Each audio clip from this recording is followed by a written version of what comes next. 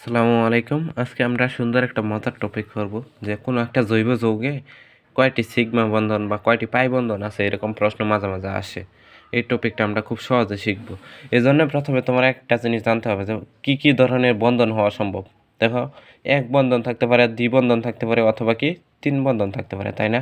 এখন আমরা একটা জিনিস জানি নেব যে একটা বন্ধন থাকলে তোমার সিগমা বন্ধন কতগুলা, পাই বন্ধন কতগুলা। একটা বন্ধন থাকলে সবসময় মনে রাখবা এইখানে যতগুলা বন্ধন তার মানে তার সমষ্টি তত হইতে পারে হবে। যেমন এক বন্ধন থাকলে সবগুলার ক্ষেত্রে যে কোনো বন্ধনই থাকুক সিগমা বন্ধনে একটা করে থাকবেই।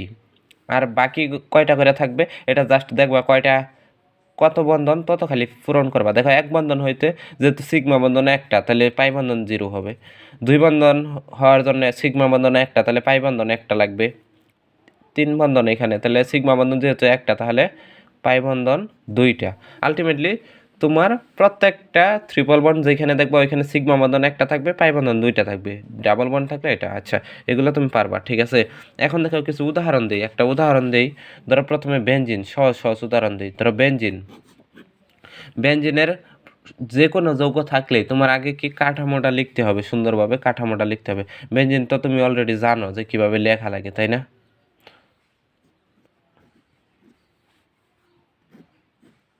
আচ্ছা, 6 কার্বন বিশিষ্ট, 1 2 3 4, হ্যাঁ 6 কার্বন বিশিষ্ট। তারপরে আমরা জানি কি এক ঘর পরে পরে ডাবল বন্ড, তাই তো? আর সবগুলোর সাথে একটা করে হাইড্রোজেন আছে, তাই না? দেখো, এখন কিন্তু আমরা ইজিলি গুনতে পারবো। দেখো, দ্বিবন্ধন থাকুক তিন বন্ধন থাকুক সব জায়গায় কমপক্ষে একটা করে সিগমা বন্ধন আসছেই। তাই আগে আমরা সিগমা বন্ধনটা যদি বের করি, দেখো এইখান থেকে কাউন্ট করতেছি। এখানে একটা সিগমা 1, এইখানে একটা আছে 2, 3, 4, 5, 6, 7, 8, 9, 10, 11, 12। তার মানে সিগমা বন্ধন কয়টা আছে? 12টা। ঠিক আছে, পাই বন্ধন গুনবো। পাই বন্ধন দেখো, যেখানে ডাবল বন্ড বা ট্রিপল বন্ড আছে ওইখানে পাই বন্ধন আছে। এখানে একটা ডাবল বন্ড, তার মানে এইখানে একটা সিগমা একটা পাই, তার মানে এইখানে একটা পাই, এইখানে আরেকটা পাই, এইখানে আরেকটা পাই, তার মানে পাই বন্ধন কয়টা? 3টা। ঠিক আছে, দেখো আরেকটা উদাহরণ দেই। ধরো এরকম আছে C H triple bond C C H C H 2। এটার ক্ষেত্রে আমরা কিভাবে কাউন্ট করব? এটার ক্ষেত্রে দেখো, যদি আমরা আগে সিগমা বন্ধন হিসাব করি, এটারে তুমি চাইলে একটু এইভাবেও লিখতে পারো, এইভাবেও লিখতে পারো, ঠিক আছে? তোমার ইচ্ছা, তুমি যদি সহজে বুঝতে পারো তাহলে এইভাবে করার দরকার নেই।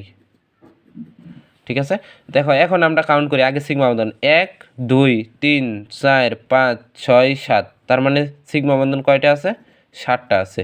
আর পাই বন্ধন কয়টা আছে? দেখো এখানে ট্রিপল বন্ড, তার মানে এইখানে 2টা আছে পাই বন্ধন। আর এখানে ডাবল বন্ড, এইখানে কয়টা আছে? একটা আছে, আর কোথাও নাই কিন্তু। তার মানে এইখানেও পাই বন্ধন কয়টা আছে? 3টা আছে। ঠিক আছে, দেখো আরেকটা কঠিন একটু উদাহরণ ওটা দিই। যেমন ধরো C2CN4। ঠিক আছে, এই কাঠামোটা জানতে হবে তোমার কিভাবে লেখা লাগে। দেখো এটার ক্ষেত্রে আমরা কিভাবে লিখতে পারি বলো তো? C2CN4, দেখো সি দুই সাইডে দুইটা দিলাম সি, ঠিক আছে। CN4 আমরা কিভাবে লিখি? এভাবে লিখি, তাই না? তাহলে তোমার এইখানেও তোমার কি করতে হবে? 4টা যেহেতু আছে, এই পাশে 2টা দিই, এই পাশে 2টা দিই। দেখো C triple bond N, N. এটার ক্ষেত্রেও C3 বন্ড এন। ঠিক আছে, দেখো ওটার কাঠামো কিন্তু হয়ে গেছে C2CN4। ঠিক আছে, এখন আমরা আগে সিগমা বন্ধনটা কাউন্ট করি। 1 2 3 4 5 6 7 8 9। তার মানে সিগমা বন্ধন কয়টা আছে? 9টা। পাই বন্ধন কাউন্ট করো। দেখো এখানে 3 বন্ধন আছে, তার মানে এখানে 2টা, এখানে 3 বন্ধন, এখানে আরো 2টা, 4টা। এখানে 2 বন্ধন, তার মানে এখানে একটা, তাহলে কয়টা হলো? 5টা। এখানে 3 বন্ধন, তার মানে এইখানে আরো 2টা পাই বন্ধন আছে, 7টা। এইখানে 3 বন্ধন, তাহলে এইখানেও কয়টা আছে? 2টা আছে, তাহলে 9টা। তার মানে এখানে পাই বন্ধন এবং সিগমা বন্ধন দুইটাই কত? 9টা আছে। এই প্রশ্নটা তুমি দেখো, এগুলা প্রশ্ন কিন্তু পরীক্ষায় আসে, আর ইউনিভার্সিটিতেও আসছে। ঠিক আছে, এইভাবে আশা করি এগুলা তোমরা পারবা এখন। মানে একটা যৌগে কয়টি সিগমা বন্ধন কয়টা পাই বন্ধন আছে এগুলা পারবা।